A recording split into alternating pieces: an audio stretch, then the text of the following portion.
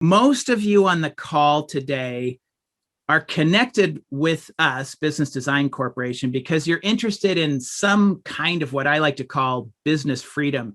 You're looking for a way to scale your company in such a way that you can achieve your goals without having to become consumed by your business. You're looking, I like to say, you're looking for control instead of chaos. And I often talk about business freedom as having three different characteristics.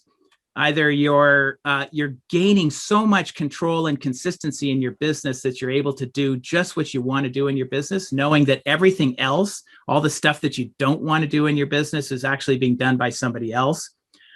The second characteristic might be such that you're setting things up so that you could be calling in for the numbers from the British Virgin Islands, and you can put your favorite vacation spot there. The third, so you've got total control of your business and you're just doing what you love, or you're setting it up so that you're off at the British Virgin Islands. The third is creating so much value in your business that you can sell it for what you think it's worth, not for what someone will pay for it. And this is an important key characteristic. Essentially, what Scott's going to be talking to you today about is whatever your business freedom is, this exercise that Scott's going to be taking you through today is going to work for either of those. So my guest today is Scott Fritz. He's going to be sharing this exercise that is going to assist you with getting all of that done. It's an exercise that Scott developed to scale his business from a startup. I mean, if anybody has read his book, the 40-Hour Work Week, you'll know that when Scott was starting up, it was tough to even make payroll. And then he grew that business to $170 million in revenues, and then eventually got completely free of his business. But when he was at that level, he was literally working 40 hours a year. He was basically doing strategic planning. And a quick point that I want to make before I formally introduce Scott: creating a process-dependent business isn't just about writing documents or processes that explain how to do things. Simply writing documents without a plan and without an organization chart almost always leads to what we call SOP chaos. Your processes are all over the place in all different kinds of formats. And so to truly create a process-dependent business, you need to integrate your processes with the boxes or the positions, the roles on your organization chart. And this is one of the things that we emphasize when we speak with entrepreneurs who are interested in systematizing, this importance of having this dynamic organizational chart. It's so much more important than that interesting exercise that a consultant gave you at some point. I mean, on the contrary, it's a strategic growth tool, can and should be used in your quarterly and annual strategic planning meetings. And I mention this again because Scott's presentation is about using your org chart, essentially, to create your path to business freedom. My guest today is Scott Fritz. Scott is one of our alliances here at Business Design Corporation. I've known Scott for quite a while. I don't know, Scott, but like 10 years, maybe something like that. Oh, yeah, at least. I think at least, yeah. Yeah, I think so. Scott is the author of the 40-Hour Work Week. We were just speaking with one of our participants today who just finished reading this book. I highly recommend getting this book. It's a quick read. It's packed with exercises that will help you get to the 40-hour work year.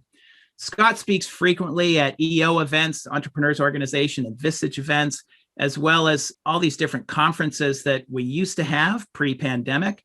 Scott is also a consultant working with small and mid-sized businesses, specializing in exit planning and transforming your business into an asset, essentially assisting entrepreneurs to create a more valuable businesses that serves you, the owners, as well as the employees.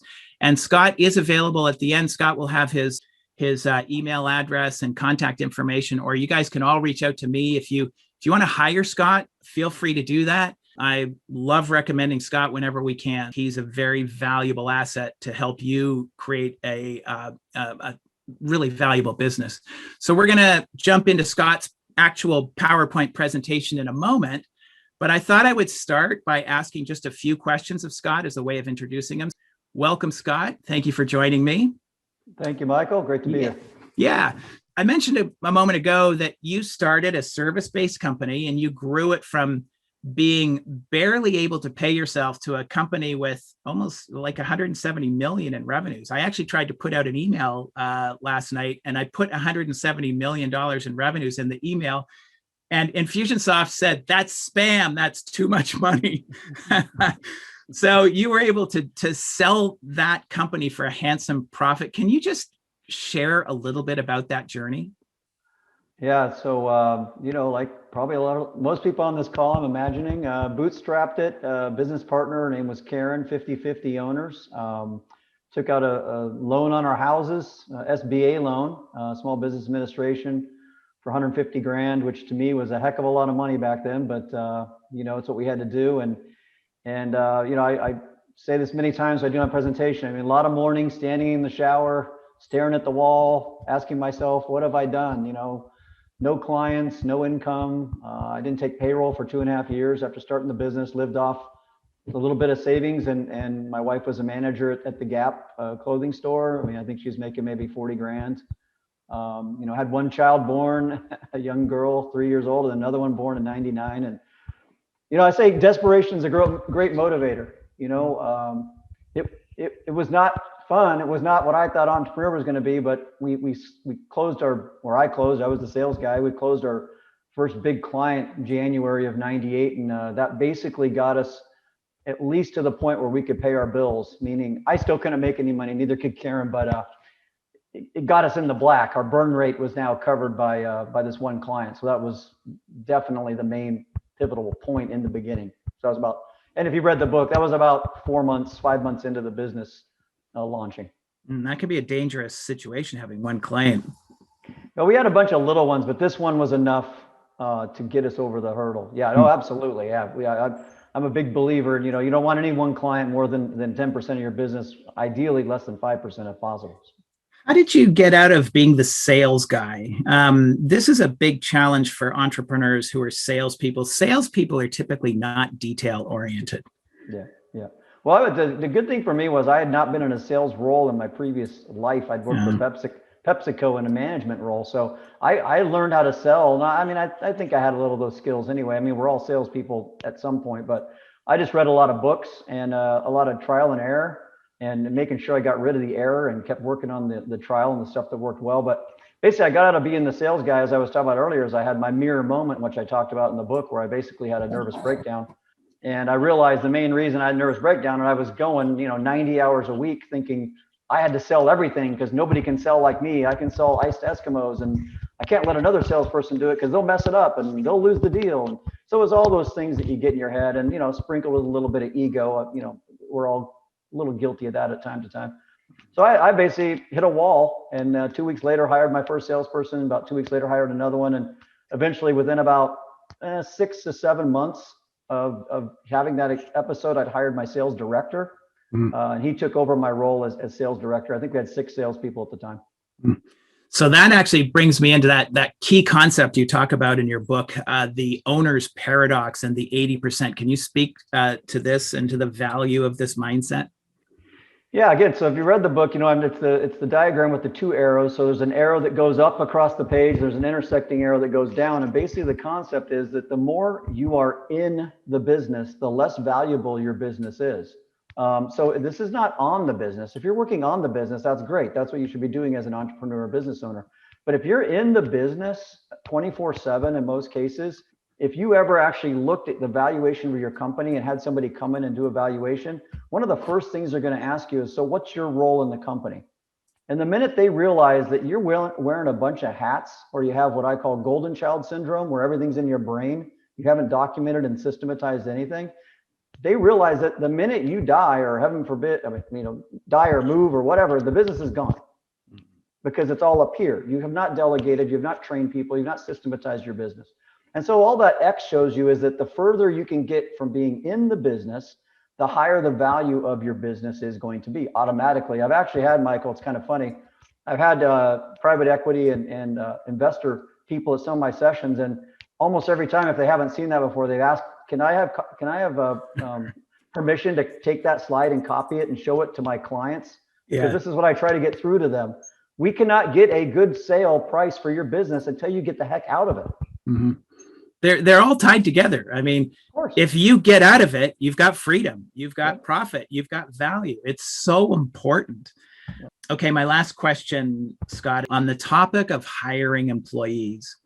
I often get clients asking me, should I hire professionals, people with plenty of experience in the role before that role that I'm about to hire, these super dudes. And the thought is that if someone already knows how to do it well, that I won't need to be able to have to create processes for them to follow. They won't need direction. So you write in the book that you hire people based on mindset over skill set. Can you speak to that?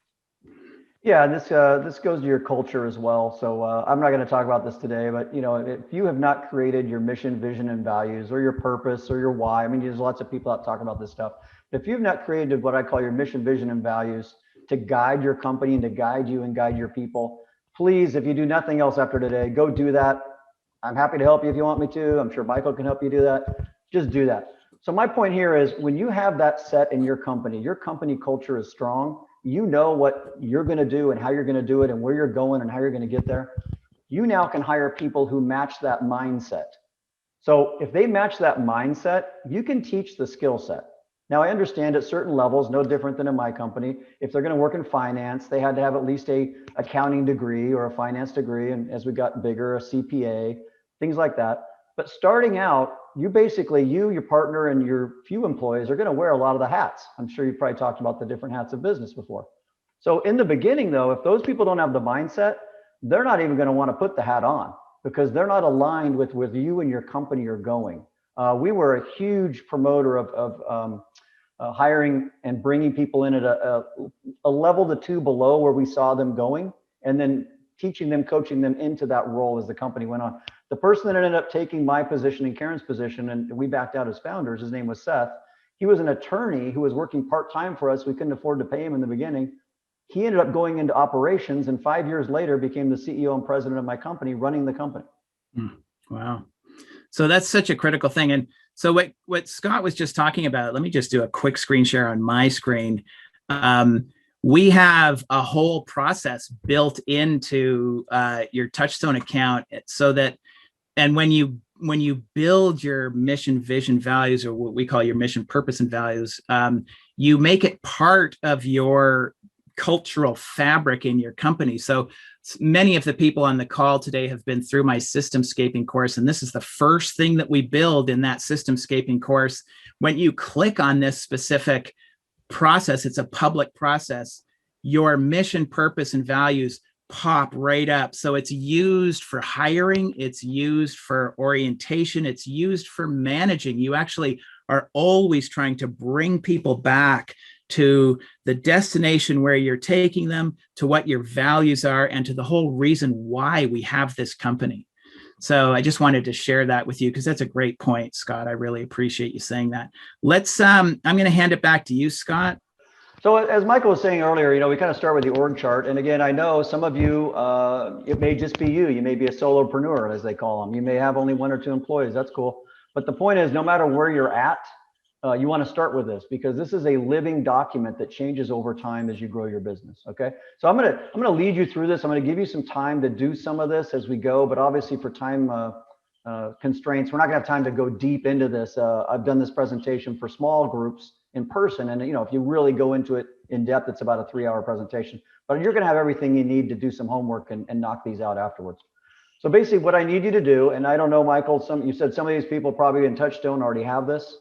Yeah, everybody has an org chart in TouchStone. If you don't have a TouchStone account, I actually did send out an email yesterday and the day before to just draw it out. So get a head start on one of Scott's exercises. Yeah, right. Everybody might have theirs already done. Okay, so if you have it done, that's cool. If not, just follow along. You can do this on a piece of paper. Probably for purposes of today, it's easier just to do it on a piece of paper than try and do it on a screen. Right.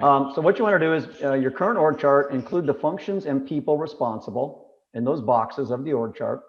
And then the key part of this is put a W by the boxes you have weekly interaction with from a personal or function standpoint, and an M by the boxes you have monthly interaction with. And what I know from doing this enough times is it's kind of funny, is for some of you, as we were talking to Edward in the beginning, your name's going to maybe be in a lot of these boxes, right? So from that standpoint, you may have hourly interaction because you're doing it all, right? And that's fine. The point is, you only need two things to accomplish anything in business: know where you're at and know where you want to go.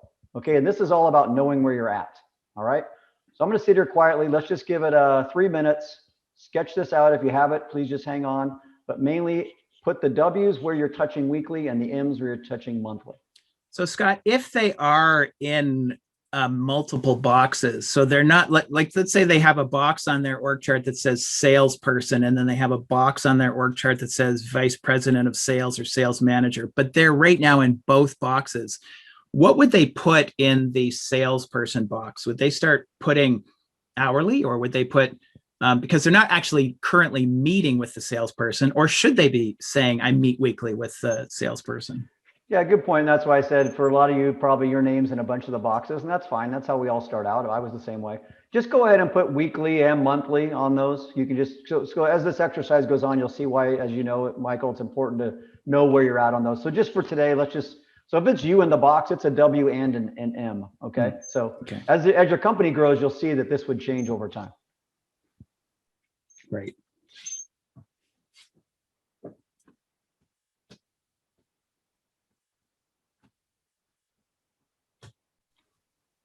All right, so I've got 12:23. So if you didn't get a chance to finish, that's fine. You understand the program and you can knock this out later on, but hopefully most of you got this knocked out.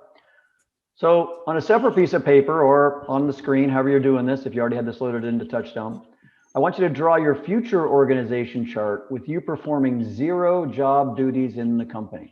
Okay, so 0 job duties. Again, I'm talking about working in the business versus working on the business, which Ed Wordwood and I were talking about earlier. That's Michael Gerber, E-Myth, great book to read. If you haven't read E-Myth by Michael Gerber, highly recommend it. So draw your future org chart, 0 job duties. This means you have no W's or M's, no interaction needed with you. Your current duties are covered completely. You are totally unreachable by any means for 30 days, and your business operates at 80% of its current performance level or higher each month. Okay. So I know for some of you, this is kind of my litmus test for people when they say, oh, my company can run itself, I'm all good. Okay, if you actually were unreachable, you were on that island Michael talked about earlier, and you had no phone signal, no way to get a hold of you. If you were gone for 30 days, would your company still hit 80% of its current performance? All right, that's the level we're talking about here. And I will tell you, you got to face reality here, because there's a lot of you, but maybe not a lot of you, but there's some of you who are like, oh yeah, we got this covered, no problem. But if I went and actually looked at your business and talked to your people, they'd be like, what do you mean 30 days? He doesn't leave, or she doesn't leave me alone for 30 minutes. 30 days? What are you talking about? Okay. So any questions, let me know, but I'm going to sit here quietly. I want you to draw this out. And remember, this is 0 job duties. The company is now, you could be a passive investor in your business if you wanted to be, like I was. Yeah, I had a situation, Scott, that, so people keep working. I hope I don't interrupt you, but I'll just tell a quick story. In 2004, my son was going to be going from a very small private Waldorf school to a very large public high school. And my wife said, we're a little worried about that. He was a little guy. And what are we going to do about that? And what we ended up doing was we took a year off and we traveled around the world. So Katrina, Max, and myself, it was actually 14 months we took off. So it wasn't 30 days, it was 14 months. Wow. Yeah. And we started in Europe, but we were in 3 months in India, a month in Sri Lanka, a month in Thailand, a month in Vietnam. We went on a safari in Africa. Yeah, it was the most amazing thing I've ever done. And I would have never been able to do it if I hadn't had the processes in my business and been able to sort of extricate myself. Now, I was calling in, but this was in 2004, right? So this is before cell phones and things like that. So although I did have a cell phone, it was just super expensive to make calls. Oh yeah. Yeah.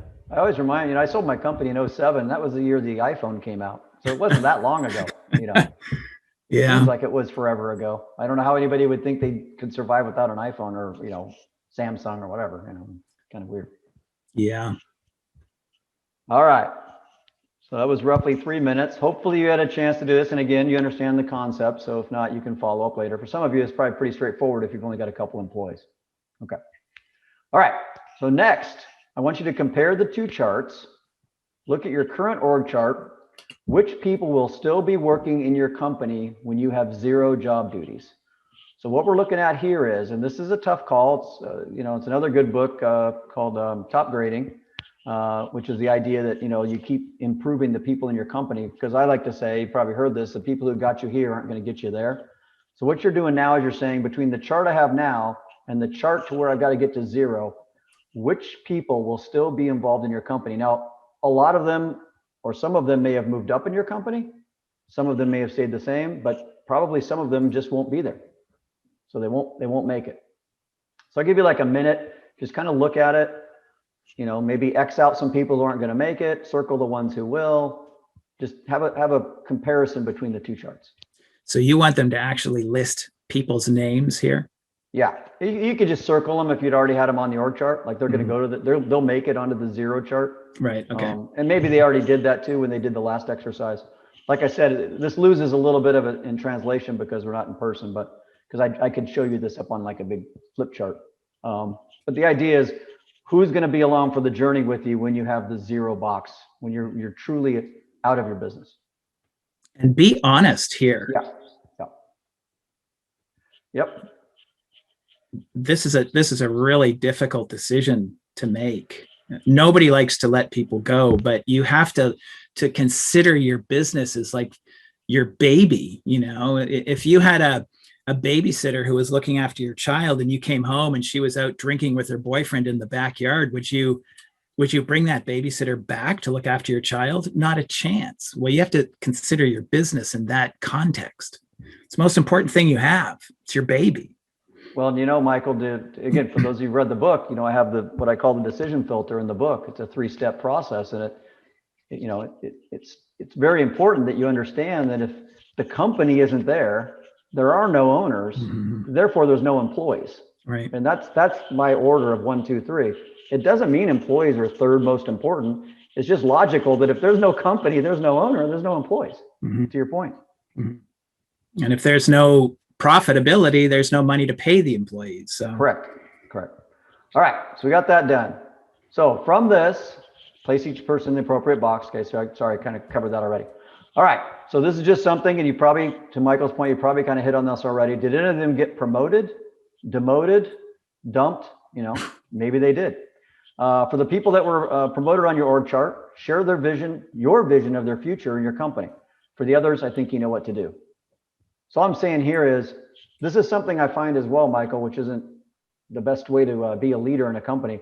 There are people that I have met who say, oh, I guarantee you, Jim is going to be with us when we double in size. Okay, that's how valuable Jim is, meaning they've done this kind of in their mind, who's going to be on the org chart when we get to that size. But the owner has never told Jim. They've never shared the vision. They've never shared them in the journey, right? And that's sad, because Jim, I guarantee you, Jim's probably thinking, I'm never going to get promoted here. I'm going to go find another job. And they're gone. So this actually, there's a question I got from Steve Player. As a business owner, do you accept responsibility for developing your people, or is everyone just a cog in your machine? The number one role of any good leader is to develop leaders. Number one.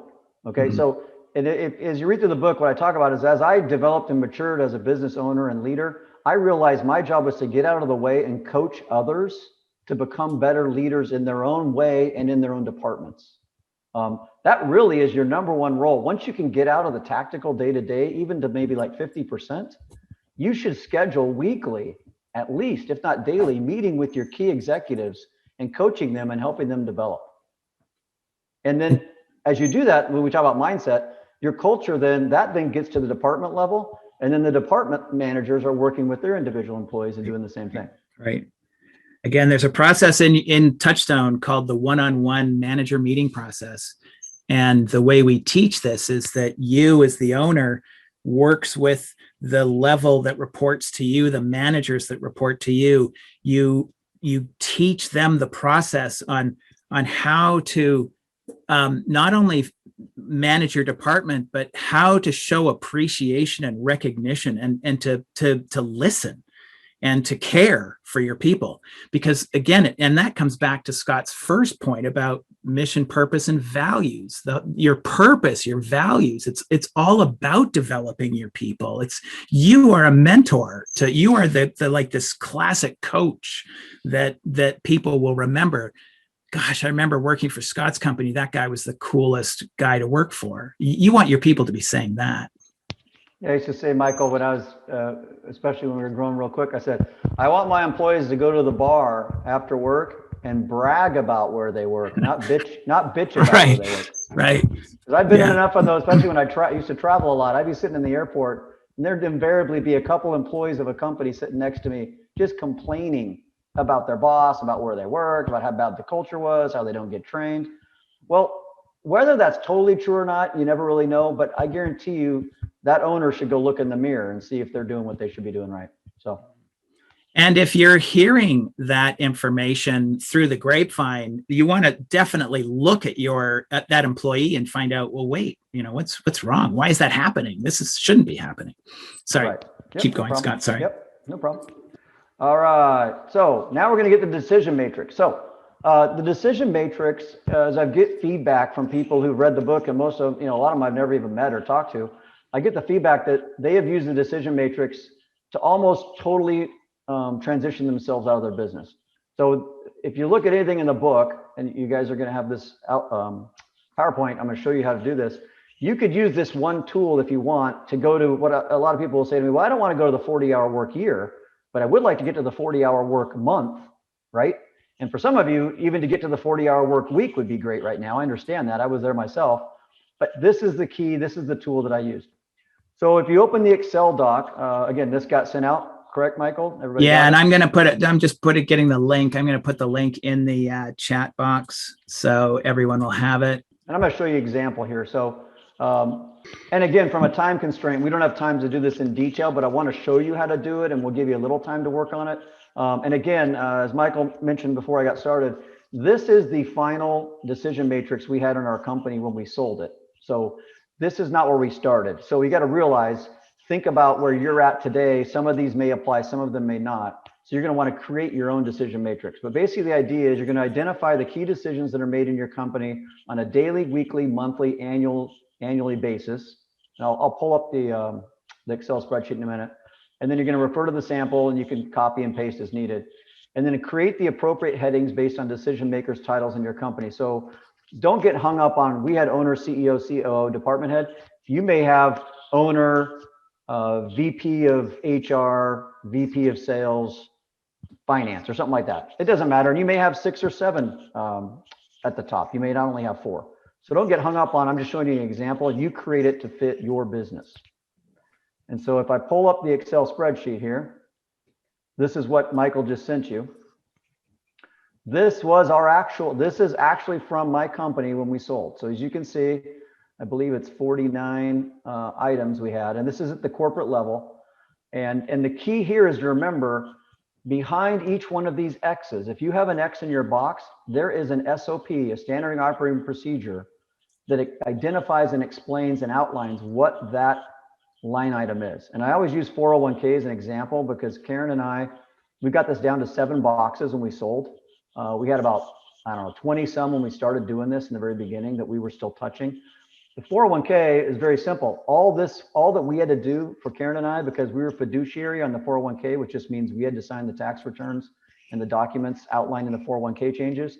It was typically a 20 to 30 second SOP, which basically was we approve the changes or we don't approve the changes and we sign the 5,500. So it's a very short SOP, but we still had to have an X in our box because we had to touch this decision that was made in the business. And this was an annual decision. So. Hey, Scott, when you were first starting, imagine you've never done this before, your company was less mature than it was now. When you were first starting, did you have a decision matrix or could you have a decision matrix for a manager? So where a manager has too many processes in their box, or how would you do this for someone who is considerably smaller and they're in lots of boxes on their org chart? Yeah, great question. Something I was just going to mention is, remember, so if you look at the top upper left, this is corporate approval methods. This is at the corporate level. Each of our department heads had their own decision matrix, which was typically 10 to 15 line items, more tactical, more granular. So theirs would say like department head, or let's just say VP of HR, HR manager, and then HR employee or something like that. So there'd still be 3 columns typically, but they'd be more to tactical, day-to-day type operation. And so that's how, but they all needed to flow up to the corporate, much like your mission, vision, values need to align through your organization. These things, these approval methods need to flow from your departments and upwards into your company. And the items are essentially procedures in the business. Correct. And that's why there's an SOP behind each red X on this chart has a detailed SOP behind it. The other one I point out over here is, we had approved purchases over 10,000. When we started, I don't remember, but they were probably $500 or $1,000. We ended up at this level. So don't get stuck in, well, it's got to be like this. Make it exactly the way you want it to be for your company as you sit here today. As you'll see, so if you look down at the tabs, I gave you the sample. This is directly from my company. It's exactly what we were using. I then gave you a today one, which basically gets rid of some of the specific things in my industry, but these are still things probably most of you are going to deal with either now or in the near future. And then a 3-month and a 6-month, okay? And again, we don't have time today, but the idea is you're going to build your today one, you're going to build your 3-month one, your 6-month one, and the idea is to start moving some of these X's out of your box over to other people in your organization, whoever those people are at this time. Again, this flows back to your org chart where you're at today. That's why these have to go hand in hand. The org chart goes hand in hand with the decision matrix. You guys follow me? I know if I was in the room, it'd be easier. Yeah, this is a great exercise in delegation. So you're identifying those things that you should not be doing in your position. And even if you don't have a process for it, at least you've identified what you need to shift to somebody else so that you can then create a process for shifting that to somebody else in the business. Correct. Because you cannot delegate anything without having a process. What we often say is that's abdication of responsibility, not delegation. Well, that's to your point, Michael, and I do it in my presentation. I say there is no way you can delegate to somebody. You are dumping on them. You may not think you are, but you are dumping on them if you don't have the systems that back up what the responsibilities are. I better start using that term instead of abdication. Abdication is too easy. Let's say delegation versus dumping, the 2 Ds. Right. Yeah, the 2 Ds. So back to this here, we got this. And again, I'm just taking you through this so you can see it because we're already to 40 minutes in. Yeah. So the idea is here, create the current matrix as it is today with each level of approval marked in the appropriate box, the Today tab. Forecast the matrix at 3 and 6 month intervals, 3 and 6 month tabs, moving you out of as many boxes as possible. Okay. It took Karen and I almost 18 months, and we were full on into this, and we had a full executive team, and we were already, a good, decent sized company, not gigantic, but decent sized. It took Karen and I 18 months to move ourselves from 29, I think it was, boxes to 7. So you got to be patient. Okay. This may take you, and that's why I said 3 months, 6 months, etc. And then the best part is there's a 0 tab at the bottom. I want you to create a matrix that matches your future org chart, which is meaning you have 0 job responsibilities, with the 0 job duties 0 tab. It must be time bound. So this is the part I always say: actionable, realistic, measurable, and dated, ARMD, 0 boxes. And you're going to put a date up in this box. Okay. And I've done this with a lot of entrepreneurs. It's like one of their scariest moments ever. Yeah. I don't care if it says July 9th, 2026. I don't care what the 0 date is. Remember, Edward, like we were talking about, not trying, not hoping, you will do it. June 1st, 2026, put a date in there and then create your decision matrix with you having, it may not be 0. Like you saw, Karen and I got down to 7. You may still have 5 or 6 or 7 boxes checked, but they're high level annual decisions. They're not day to day, even week to week or month to month activities in the business. The other thing I'll add to what Scott's saying there about putting that date in there, don't stall because you can't come up with a date. Make it a date, because you will be doing strategic planning, and during your strategic planning, you'll be coming back to this decision matrix. You'll be coming back to your org chart, and you can adjust that, but set a date now so that it's time bound. Well, it can always adjust, and like I talk in the book, Michael. You know, we started our journey of systematizing our entire business in the summer of 2001, as I talk about in the book. Everybody remember what happened September of 2001? So, and like I said, where were you? In my business, because we were HR, payroll, benefits company. I mean, it was a brick wall. I mean, it literally hit us in the face because everybody went into what I call turtle mode. We didn't know what was going to happen, right? Mm-hmm. So what we thought was going to take us about 6 months took us 9+ months to finally get done. But that was because of an occurrence, a black swan event, basically beyond our control. So that's why, to Michael's point, put the date in there. But life happens, business happens. If things happen, adjust, but just keep going. It's like just like you don't stop a workout routine just because the gym's closed for a while. You might have to put it off for a while, but keep moving, keep going. I got a question here, Scott. The question is, the current list of 49 items says very little about financial planning. The only item seems to be approve item over budget dollar amount, but does not describe how the budget, if it is used, is developed.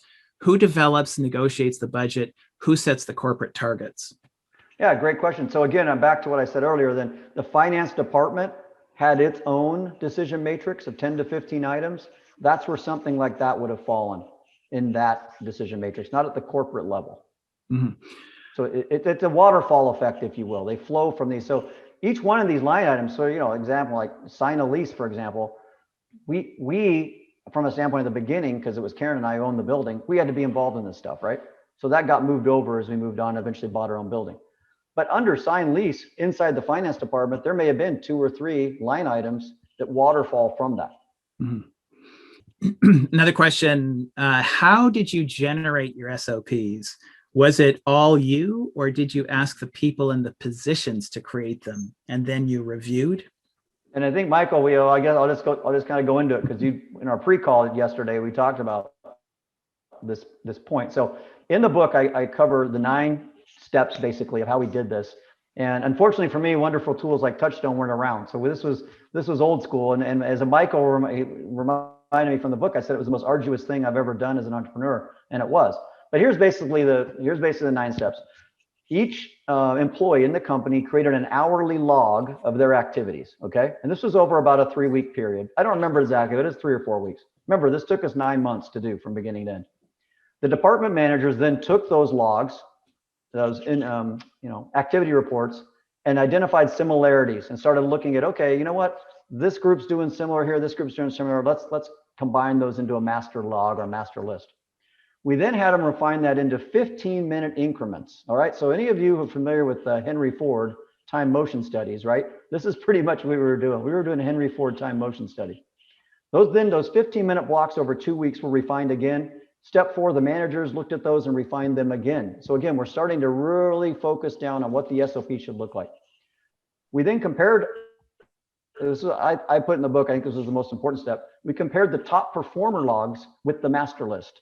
So of our master list of all the data we gathered, and we had our A players, did our A players match up to this, or were they doing some things a little differently, different times of the day, a little different technique, a little different allocation of resources? What were they doing that really made them a top performer?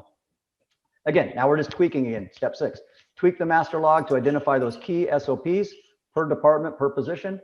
And then basically, which probably was the most difficult part because people don't like to admit this, we did what I call a gap analysis, which is take what we currently have and then identify what we need to create. Because when you do this the first time, there's going to be big gaps in your company where there are things you may have never even thought about. And I know Michael gets into this with his TouchStone program.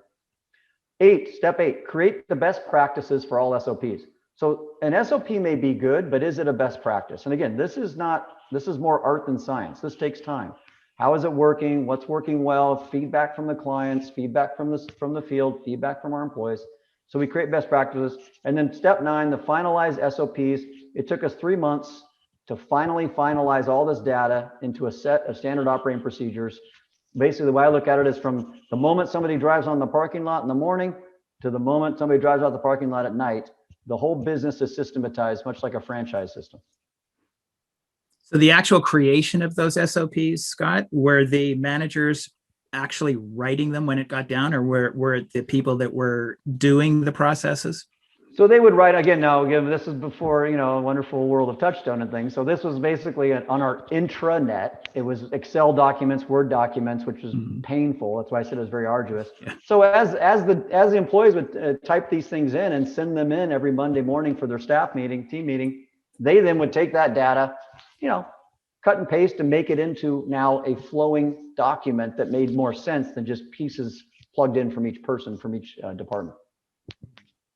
It's a long process. I mean, it was not. Oh yeah. There was a couple of times I had to miss these meetings, and I was not sad I had to miss the SOP meeting. Right. Well, 9 months is pretty good actually for a client, for a business that size. I think 9 months is incredibly aggressive. But what we had though, Michael, that's why I said the gap analysis, which is step 7. We had a lot of this. We just didn't have it where it needed to be.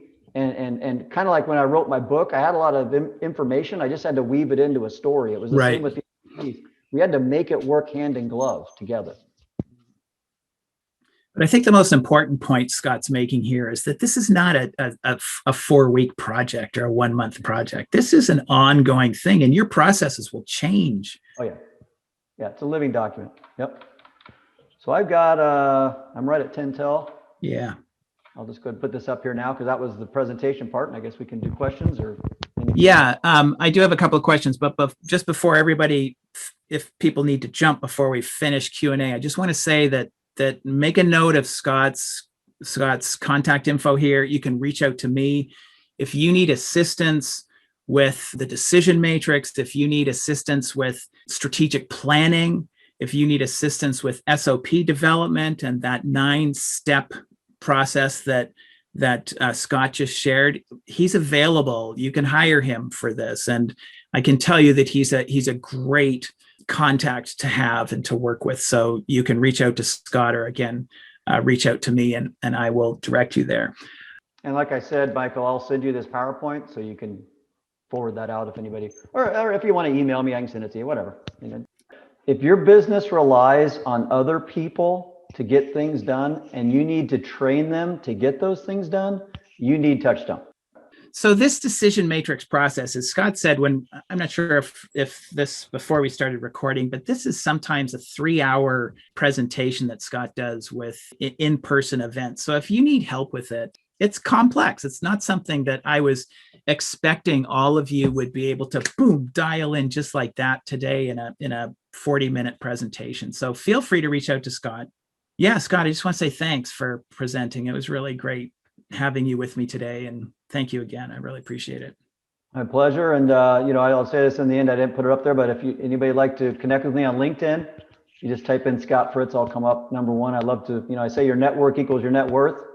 I'm happy to make connections. I probably make 10 connections a week for people in my network. Just, hey, they're looking for this business opportunity or this kind of funding here, and I can do the quick. Again, technology is great. From that standpoint, it's wonderful. Do you want to end with anything about your funding and some of the other things that you do other than coaching, consulting? Yeah, well, like you hit on, I do coaching, consulting, and speaking, which is probably, 4 months-ish of a year, if you figured out the time I spend on it. And then I do angel investing. So I've invested in 46 different deals since 2000, so going on 21 years now. And those range from technology businesses to furniture companies to environmental companies. I mean, I always say I like a smorgasbord of investments. I'm not dialed into one area. So if you're looking to raise money, or you're looking for people that might be able to connect you to raising money, I mean, there's a lot more opportunities out there now with crowdfunding and things, but those are also things I look at. I reviewed one this morning before we got on our call. So I dabble in that. That feeds my addiction to business. Great. Thank you, Scott. Appreciate you sharing your wisdom with us, and for everybody on the call, please. Yeah. Thanks again. I appreciate it. All right. Okay. Thank you. Talk to you later, guys. Bye-bye. Bye.